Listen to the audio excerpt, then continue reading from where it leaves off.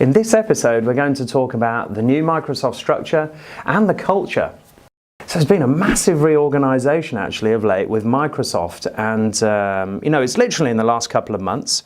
We've adopted it, we've really enjoyed it. It's been a big change for us. We've found that we have customers and case studies in all kinds of sectors really that we didn't really think we had. And I know that you're leading the Sell With team now.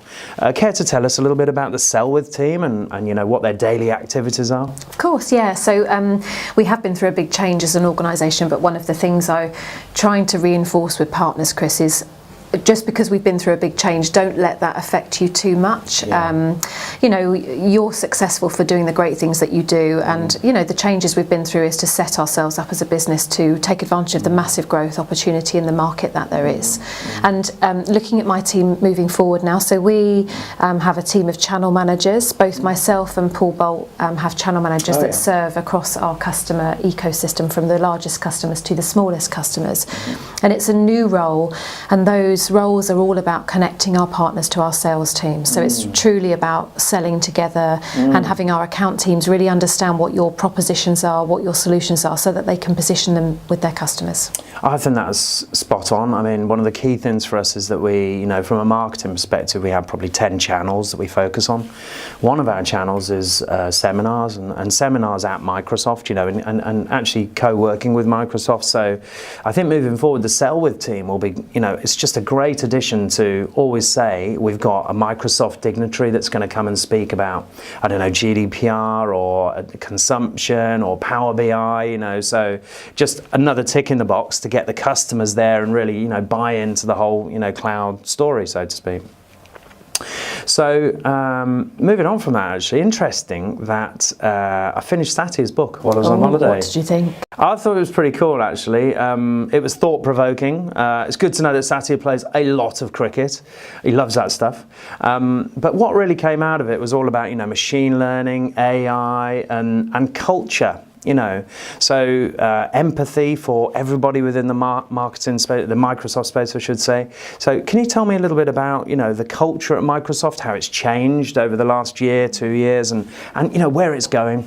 Sure. So I joined purposefully Microsoft actually after Satya became CEO, because of what he stands for, and the company is going through a change. I think all companies are going through change really at the moment, to be honest, but he is a very humble leader, and he has a deep belief in what we are trying to achieve, in empowering every person on the planet to achieve more. And you do feel it filter down throughout the organisation. And we've gone from a CEO who was very different stylistically, and to someone who, again, yesterday we were talking at the Women of the Channel event about introverts versus extroverts, and people typically associate extroverted people as leaders. But when I look at Satya, he's very much an introverted person.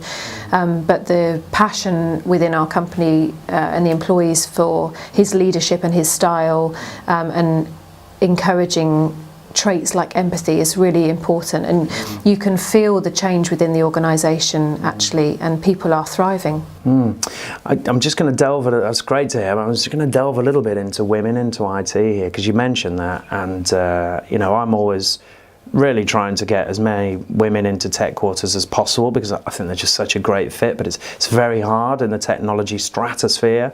But you had some great chats with some of the ladies at Tech Quarters this morning. Care to tell us a bit about that? Yeah, sure. So I met Rez, who is one of your digital marketing apprentices actually, and it's great to see young talent coming into your business, and all the apprentices, they don't have the legacy of the experience of IT as we have, and actually it's great. They have fresh ideas, lots of energy, they're innovative, they push the boundaries, and it's nice to see what they're doing and pulling together these videos that we're doing as well. Yeah, and interestingly, I think Rez said she's got a 9-year-old sister who's starting to do coding. I know, I was quite need to get my daughter who's the same age. Hands off, she's coming to Tech Quarters, Laura. But also Rez is blogging, so that's great, because she's speaking on behalf of Tech Quarters TechQuarters, and so she's then a role model for other people, which is really great. Yeah, that's perfect.